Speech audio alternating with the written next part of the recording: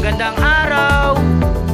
We are the Group 2. And welcome to our Barangay History Vlog.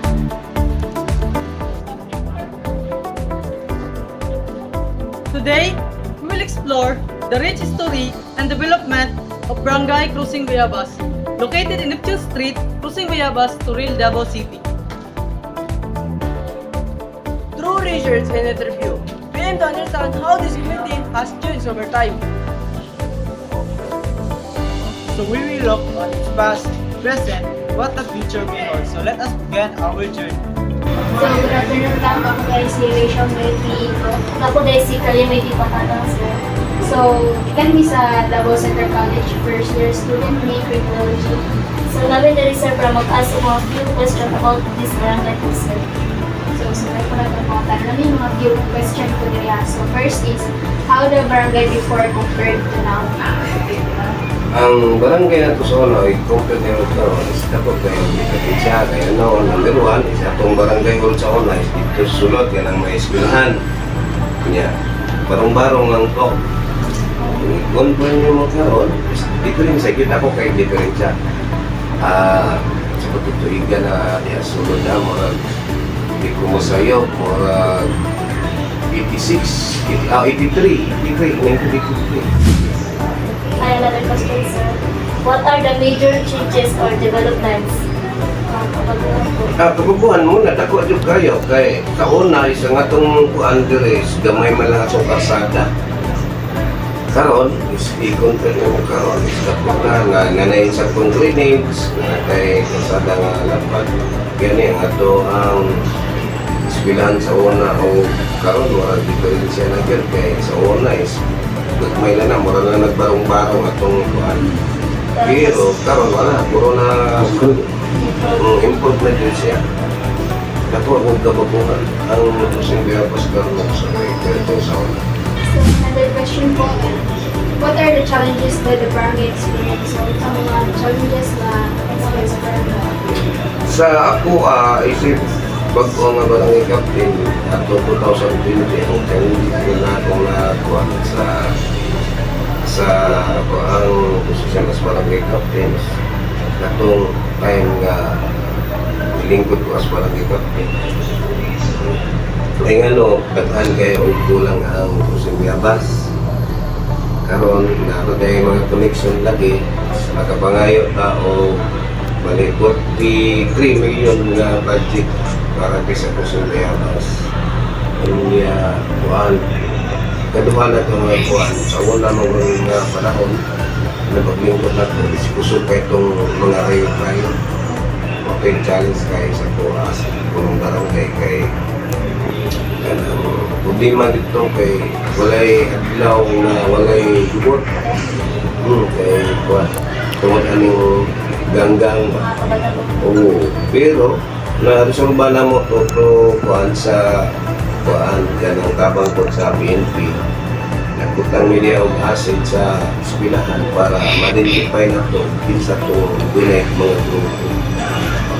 Kung sige mo, na-resolve na po ito, nawala na niya. Karoon na po niya balik is karong 2025 balik na po, pero diferensya na kay sa una o karoon.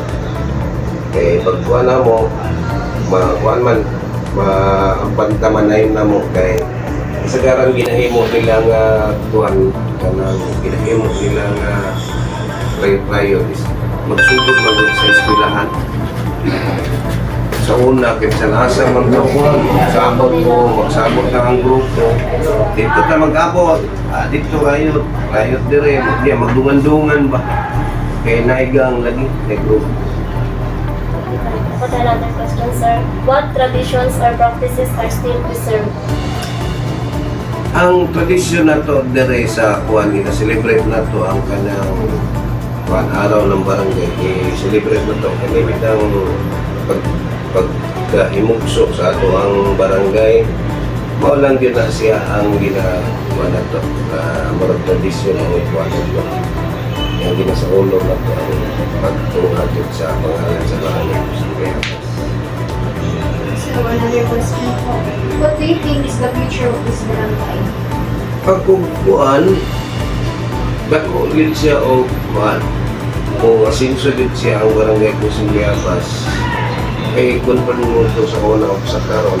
Sa una, isang tira sa barangay is mga 3 o 4 million lang. Niya, taga-kuhan, taga-tuig, taga-English. Karon, ang hira sa barangay Kusing Bayabas, nilabot na 15 million. Huwag ay labot sa atong bitaw na itong karang activity na manamudagan siya o mga 19 million anan ang hira sa barangay. Walang doon ay siya future nga may improve. Labi nang mataod ang city, how kaning SM. Mataod ang SM is daghan ang mga benepisyo nga taga barangay Kusing Bayabas makatrabaho.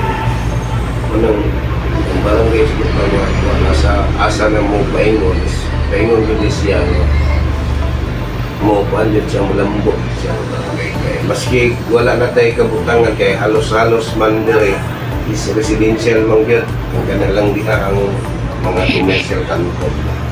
So dire sa sulod wala naman gyud kay puro lang siya residential.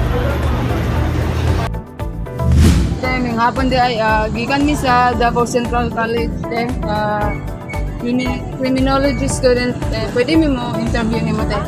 Nami 5 ka question. Oo, pwede tayo. Sa first question is how was the barangay before compared to now? Isa daw ang barangay sa una compare currently. Kung ikumpara nimo ang barangay karon o sa una mas i-improve karon sa dati.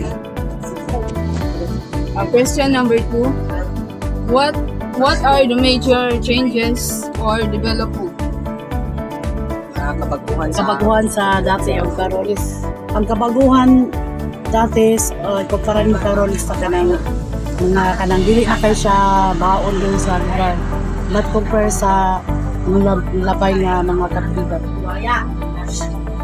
Question number 3 ito what changes is the barangay experience?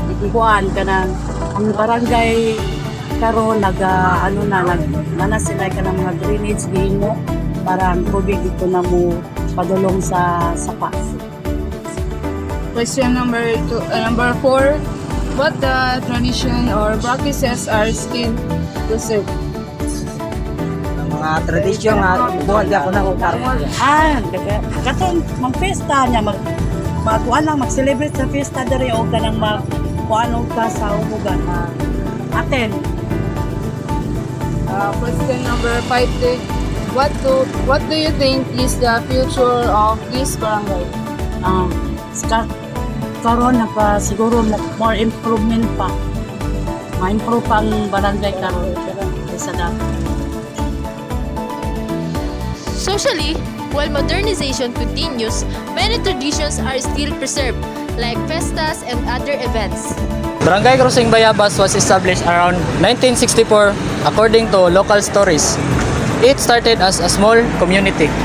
Over the years, it experienced important changes such as flood, gang fight, road changes, and population growth.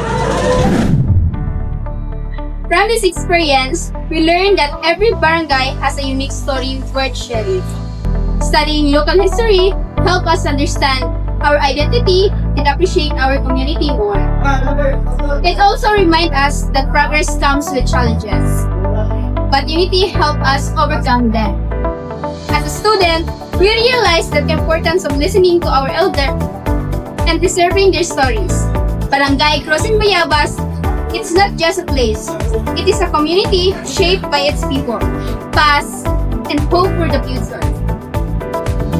Thank you for watching. We hope you learned something new about Barangay Kusing Bayabas history.